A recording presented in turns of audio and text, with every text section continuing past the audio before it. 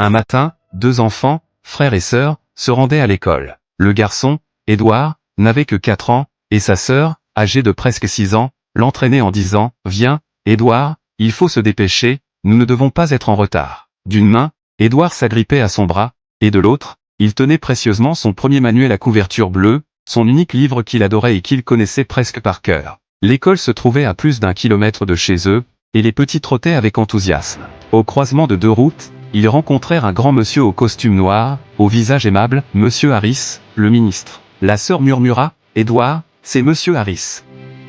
N'oublie pas tes bonnes manières. » Ils s'arrêtèrent, saluèrent respectueusement. Édouard fit une révérence gracieuse et sa sœur fit une courtoisie. Monsieur Harris tendit à Édouard un papier sur lequel était écrit un petit discours à réciter à l'école. « Ton professeur te demandera bientôt de parler en classe, et je suis sûr que tu le feras avec brio, dit-il. » Édouard remercia poliment et promit d'apprendre ce texte. Le discours, amusant et simple, racontait l'histoire d'un petit garçon et de son poulain, avec une morale légère. Lorsqu'Édouard le récita en classe, sa diction claire et son assurance enchantèrent tous ses camarades.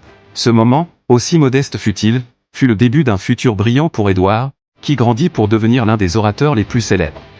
Pour devenir meilleur que nous ne l'étions hier, il suffit de donner le meilleur de nous-mêmes dès le début.